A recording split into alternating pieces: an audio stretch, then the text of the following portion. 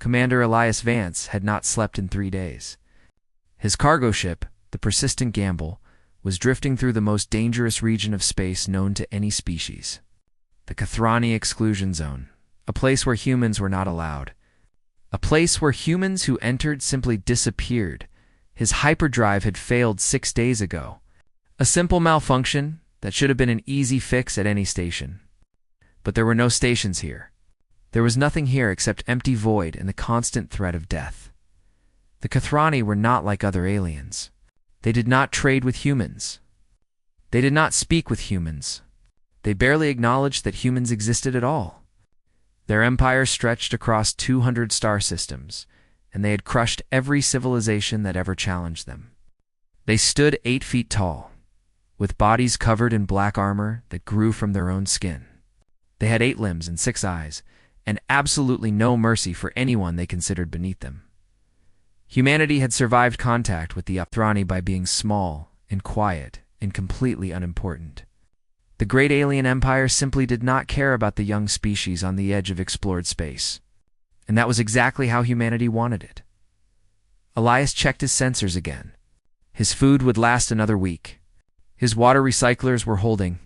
His oxygen was stable. If he could drift to the edge of the zone without being detected, he might survive. He might make it to a shipping lane where someone could tow him to safety. Then his sensors detected the debris field. It was massive, scattered across thousands of kilometers of space.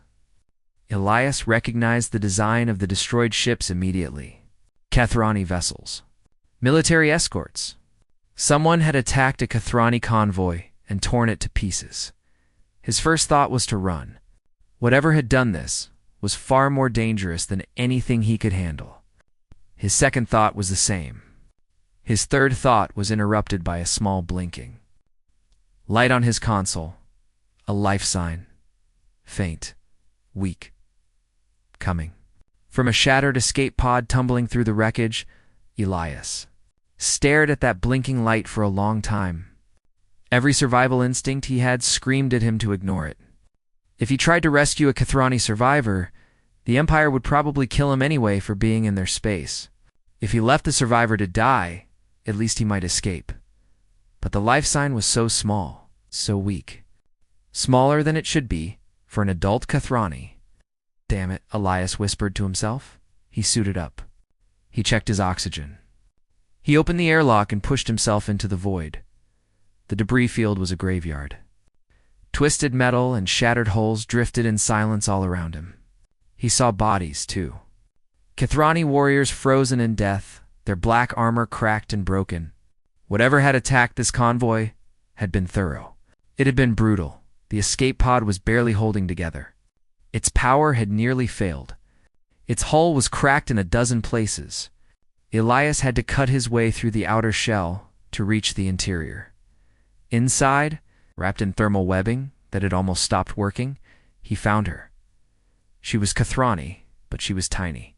No larger than a human toddler. Her armor was not black like the adults. It was pale lavender, soft and new. Her 4 eyes blinked up at him with pure terror. She was shaking. She was starving. She was hours from death. A child. Someone had attacked a convoy carrying a Kathrani child. Elias did not think about politics. He did not think about the danger. He did not think about what the Kathrani Empire would do if they found a human with one of their young.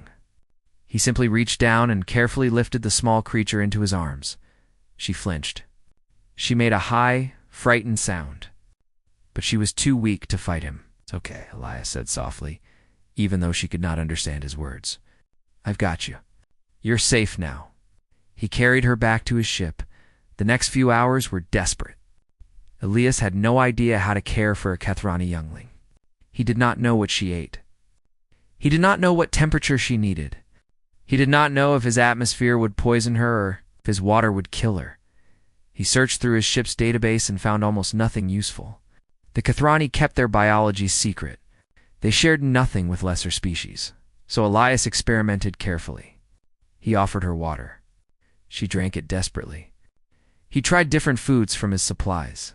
She rejected most of them, but she accepted a protein paste that he had always hated. He raised the temperature in his cabin until sweat dripped down his face. And she finally stopped shaking. He made a nest for her out of blankets and spare clothing. She curled up in it, her 4 eyes never leaving him. She was still terrified, but she was also exhausted. Eventually, she slept. Elias sat beside her and watched her breathe. Such a small thing. Such a fragile thing, despite the armor that would one day make her into a warrior. Right now, she was just a scared child who had lost everything. He thought about his daughter back on Earth.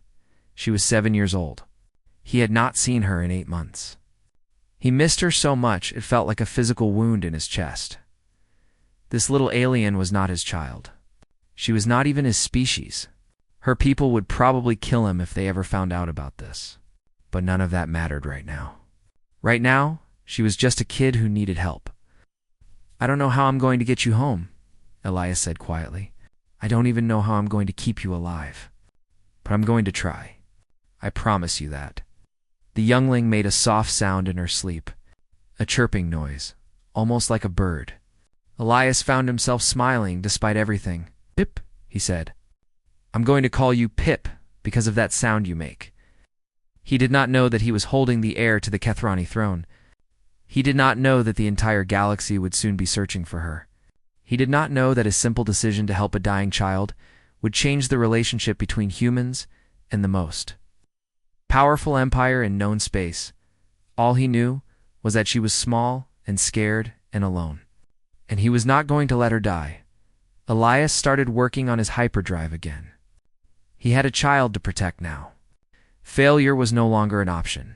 Outside his ship, the debris field drifted in silence. The bodies of Kethrani warriors floated among the wreckage, and somewhere in the darkness, the ones who had done this were still out there. The hunt was about to begin. The news spread across 12 star systems in less than a day.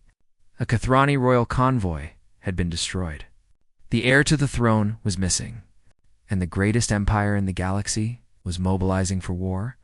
Elias discovered the truth while monitoring communication signals from his hiding spot behind a dead moon. He had moved the persistent gamble away from the debris field, but he had not gone far.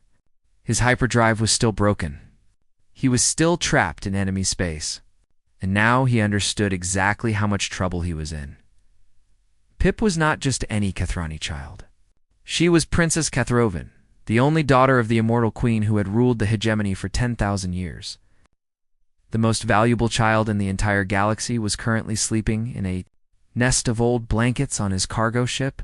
Elias sat in his pilot chair and stared at the communication logs for a very long time.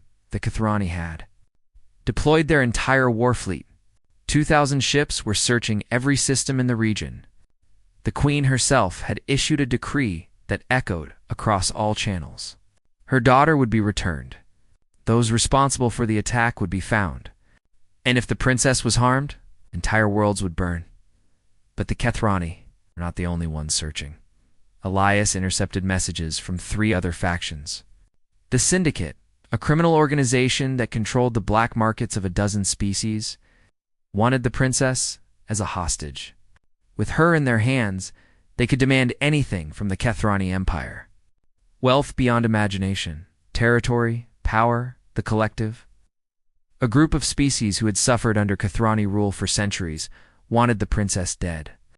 They believed her death would destabilize the hegemony. They thought it would spark a civil war among the Kethrani noble houses. They were willing to do anything to see their oppressors fall. And the Merchant Consortium, always practical, simply wanted to auction her to the highest bidder. They did not care who won. They only cared about profit for factions. Thousands of ships, all searching for the tiny creature currently chirping in her sleep aboard his broken vessel. Elias laughed. It was not a happy sound. It was the sound of a man who understood exactly how impossible his situation had become. He could not surrender Pip to the Kethrani. They would probably execute him simply for being in their space. The fact that he had touched their princess would make his death much slower and much more painful. He could not hand her to any of the other factions. The Syndicate would use her and then kill her when she was no longer useful. The collective would murder her immediately. The consortium would sell her to whoever paid the most. And that buyer would almost certainly not have her best interests in mind. He could not hide. His ship was damaged and slow. His supplies were limited. Eventually, someone would find him. The only option left was impossible. He had to return Pip to her people. He had to cross hostile space with the most wanted cargo in the galaxy. He had to somehow make the Kathrani understand that he was not an enemy. Elias pulled up his star charts and started looking for a route. The direct path was suicide. Kathrani patrols were everywhere. He would be detected and destroyed before he traveled a single light year. The long way around would take months. He did not have enough supplies. Pip would starve before they reached safety. But there was a third option, a route that no one would expect because no one would be crazy enough to try it: the Shattered Straits. Elias stared at the chart and felt cold fear settle into his stomach. The Shattered Straits were a navigation nightmare, a region of dead stars and unstable gravity wells where ships went to die. The constantly shifting gravitational fields made hyperdrive travel impossible. The dense debris fields made normal travel deadly. Pilots told horror stories about the straits, about ships that entered and never came out, about crews that went mad trying to navigate the impossible maze. But the straits also cut directly through Kathrani's space. If Elias could navigate them, he would emerge on the other side of the hegemony, close to the border, close to the Queen's own territory, close to home for a lost princess. The journey would take weeks. The dangers would be constant. The odds of survival were so small that Elias did not want to calculate them. He looked back at Pip. She had woken up and was watching him with her 4 lavender eyes. She made a soft chirping sound and reached toward him with her tiny limbs. Elias walked over and picked her up. She nestled against his chest immediately. Her small body was warm against his. She felt safe in his arms. She trusted him. This child did not know about politics or war or the factions hunting her. She did not understand that her survival could change the fate of civilizations. She only knew that this strange creature had pulled her from the cold and the dark. He had given her food and warmth and safety. He had not hurt her. Pip chirped again and pressed her face against his shoulder. "The Shattered Straits it is," Elias said softly. "I hope you're not afraid of a little adventure, little one." He spent the next 6 hours repairing his hyperdrive. It was not a perfect fix. The engine would only work for short jumps. But short jumps were all he needed to reach the entrance to the straits. He plotted his course carefully. He would need to avoid Kathrani patrols for at least 2 days before reaching the relative safety of the impossible passage. 2 days of hiding and running and praying. Pip sat in her nest and watched him work. She had started making a new sound, soft humming that seemed to mean she was content. Elias found himself humming along with her as he worked, a children's song his own daughter loved. When the repairs were finished, Elias sat in his pilot chair and looked at the stars. Somewhere out there, a grieving queen was searching for her daughter. Somewhere out there, assassins and criminals and profiteers were hunting for the same prize. And here, in this tiny cargo ship, a human man was about to attempt the impossible. "Okay, Pip," Elias said. "Let's go home." He activated his hyperdrive. The stars stretched into lines, and the persistent gamble jumped toward destiny. The hunt was on. But the prey was not running. The prey was fighting back in the only way it could. With hope, with determination, with the stubborn human refusal to accept that anything was truly impossible, the Shattered Straits tried to kill them on the first day. Elias had known the passage would be dangerous. He had prepared himself for difficult navigation and constant adjustments. But nothing could have prepared him for the reality of flying through a graveyard of dead stars. The gravitational fields changed without warning.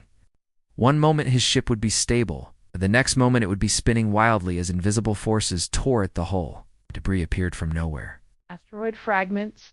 The size of buildings tumbled through space at deadly speeds. Elias had to stay at the controls, constantly adjusting course, dodging obstacles, fighting to keep the persistent gamble in one piece.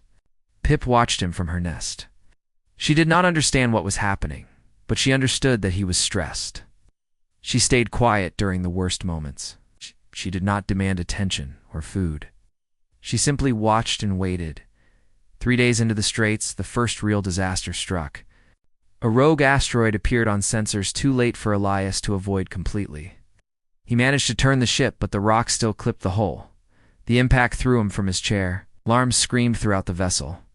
Air began rushing out through a hole in the cargo bay. Elias scrambled into his spacesuit. His hands were shaking. Oxygen levels in the ship were already dropping. He had minutes to fix this or they would both die. He sealed Pip's section of the ship first. The air there would hold longer. Then he opened the airlock and went outside. The hole was bad. Worse than he had feared. The asteroid had torn through 2 layers of hull plating. Emergency sealant would not be enough. He would need to weld metal patches over the damage in a spacesuit.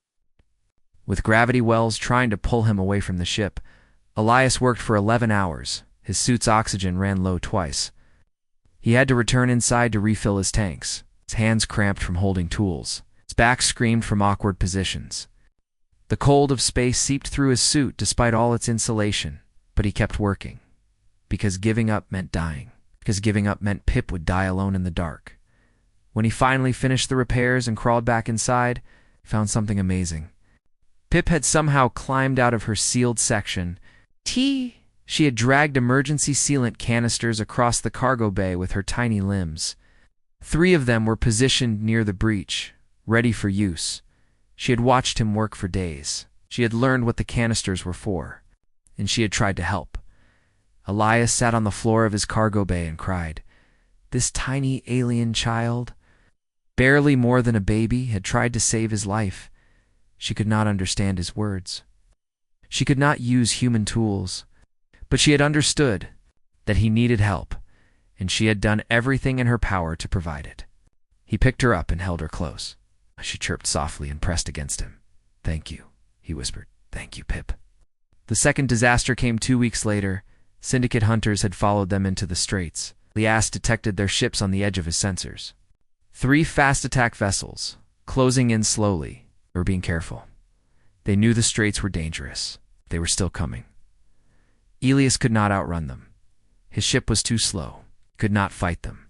He had no weapons. His only chance was to hide. He found a dead comet and landed on its surface. He shut down all power except life support. He covered the viewports and turned off every light. Then he sat in the darkness with Pip and waited. The temperature dropped quickly. Without power, the ship could not maintain warmth. Elias wrapped himself in every blanket he had, but he was still shivering within hours. His teeth chattered. His fingers went numb, but Pip was warm. Kathrani bodies burned hot, and when she felt him shaking, she did something extraordinary. She crawled onto his chest. She spread her small limbs across him. She pressed her warm body against his and held on. For 72 hours, they stayed that way. Pip keeping Elias alive with her body heat, Elias keeping Pip calm with his heartbeat and his whispered words. They could not see each other in the darkness. They could only feel. The syndicate ships passed by without detecting them. They searched for a few days, then gave up and left the Straits. When Elias finally restored power, he found that Pip had not moved. She was still pressed against his chest, her 4 eyes looking up at him with complete trust. Something had changed between them. Elias could feel it. This was no longer just a rescue mission. This was something deeper, something he had not expected and could not explain. Pip started mimicking his expressions. When he smiled, she made a face that looked almost like a smile. When he frowned, her features shifted to match. She learned to recognize his moods. She chirped softly when he was frustrated. She went still and quiet when he needed to concentrate. And Elias learned her needs too. He discovered that she required certain minerals that he had to create from ship components. He learned that she was afraid of darkness, but loved watching stars. He found that she sang in sounds too low for human ears when she was happy, but he could feel the vibrations when he held her. He told her stories, old Earth tales of heroes and monsters. She could not understand the words, but she understood his tone. She understood the rhythm of his voice. She knew when the hero was in danger and when the danger had passed. He sang her lullabies, Songs his grandmother had sung to him. Songs he had sung to his own daughter. Pip would harmonize with low rumbles that he felt more than heard in the darkest place in the galaxy. Surrounded by death and danger, a human and an alien child built something beautiful. Something that should have been impossible. They built a family. 3 weeks after entering the shattered straits, the persistent Gamble emerged on the other side.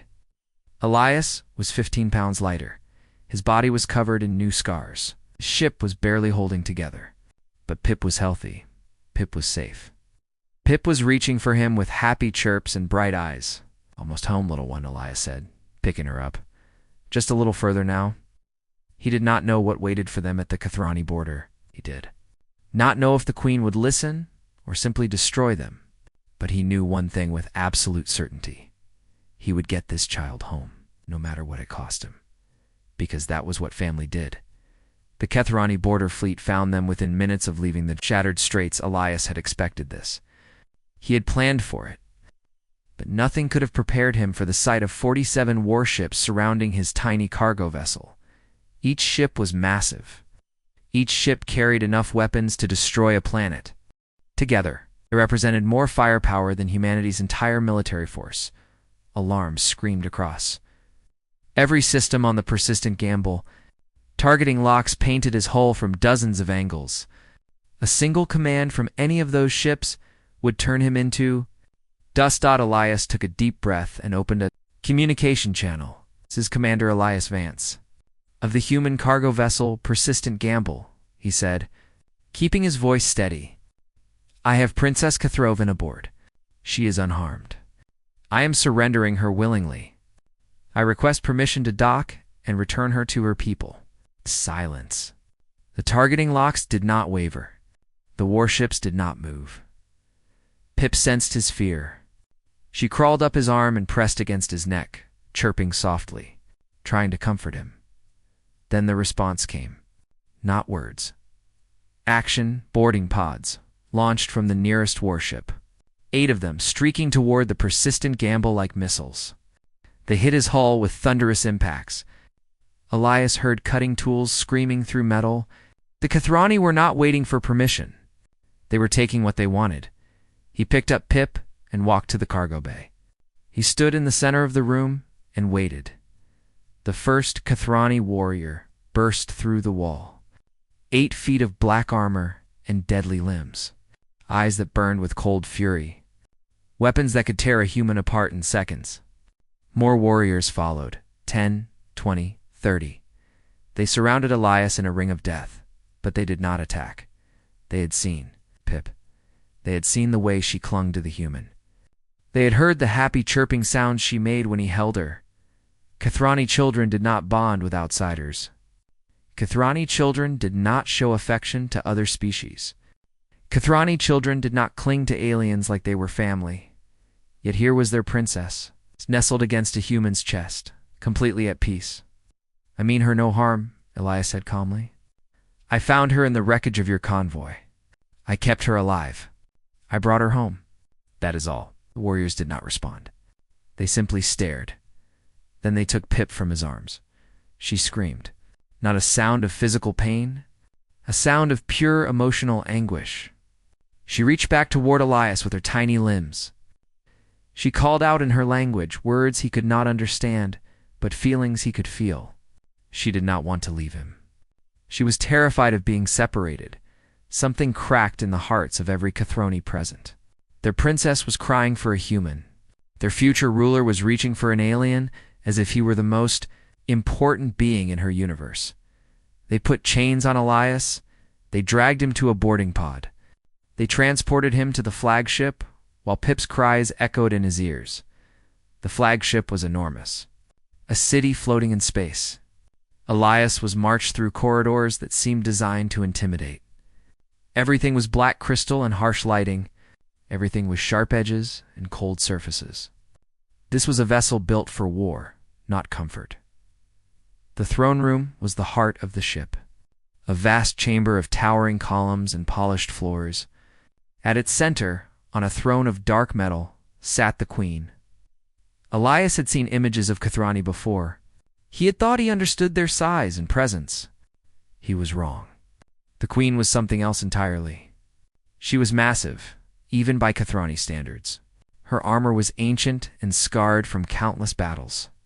6 eyes fixed on him, with the weight of 10,000 years of rule.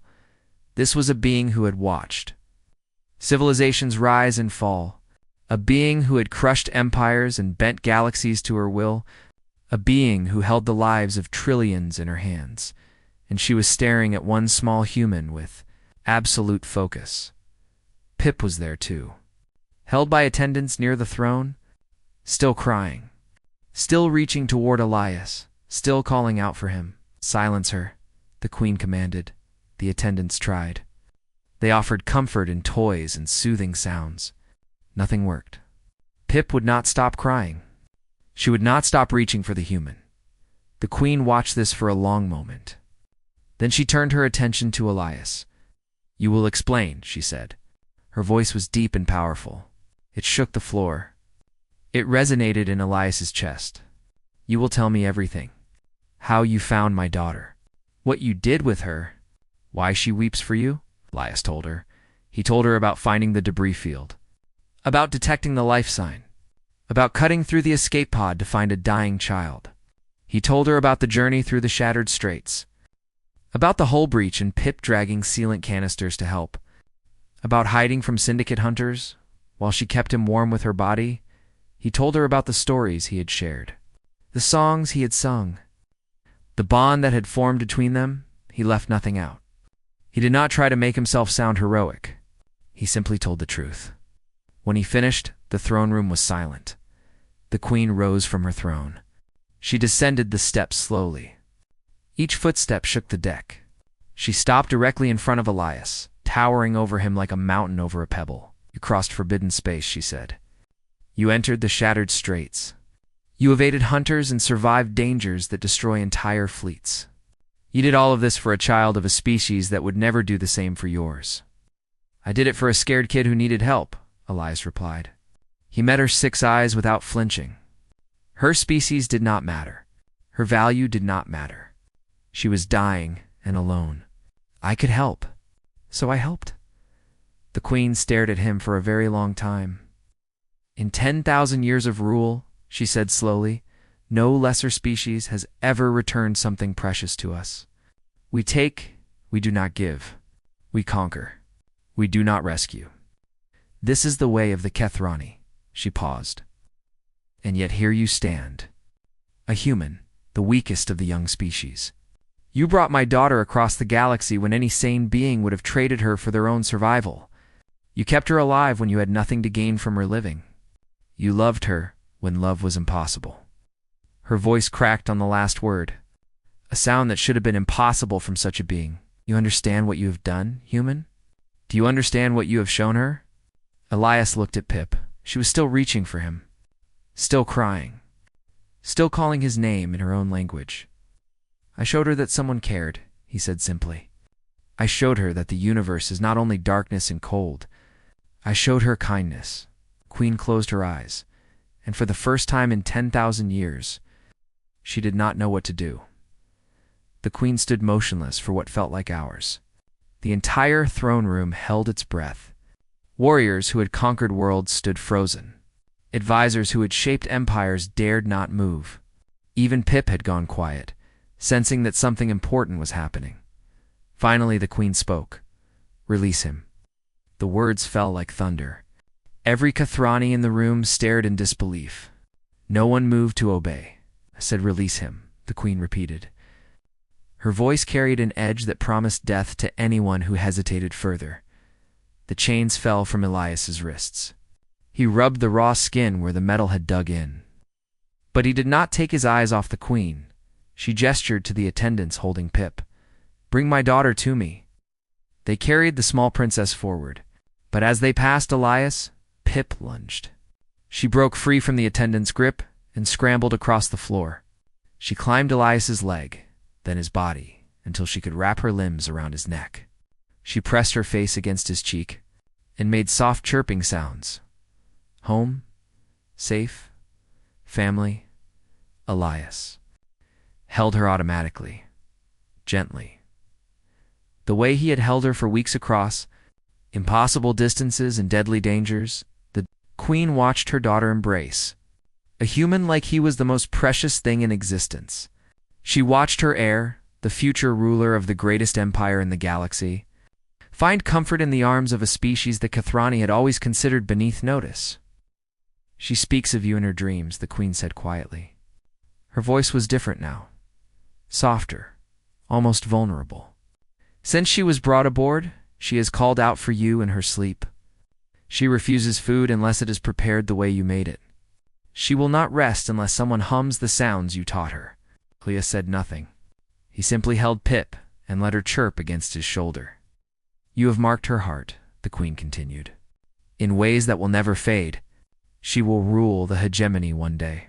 She will command fleets and shape the fate of civilizations. And she will remember you. She will remember that a human saved her when no one else could. She will remember that kindness came from the species we dismissed as unimportant." The queen stepped closer, close enough that Elias could see the ancient scars on her armor, close enough that he could feel the heat radiating from her massive body. "Do you know what that means, human?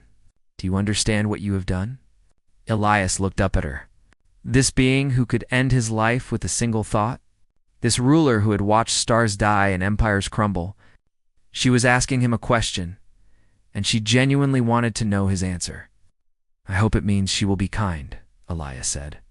"I hope she will remember that even the smallest creatures deserve compassion. I hope she will be a better ruler because she knows that strength without mercy is just another word for cruelty." The queen made a sound. It took Elias a moment to realize it was laughter, but not cruel laughter. Something else entirely. Something that sounded almost like wonder. "My people have forgotten this," she said. "For 10,000 years we have conquered and dominated. We have taken what we wanted and destroyed what we did not need. We became strong. We became feared. We became exactly what the galaxy expected us to be." She paused. "But we forgot how to be anything else. We forgot that there was ever another way." The queen reached out with one massive limb. She touched Pip gently on the back. The princess chirped happily at her mother's touch but did not release her grip on Elias. "You showed my daughter something I could not teach her, something my entire empire could not give her. You showed her that compassion exists, that kindness is real, that the universe contains beings who will help simply because help is needed." The queen's eyes met Ilias's. "For this, I owe you a debt that cannot be repaid." She straightened and addressed the throne room. "Let it be known throughout the hegemony. This human, Elias Vance, is granted the title of Kethanara.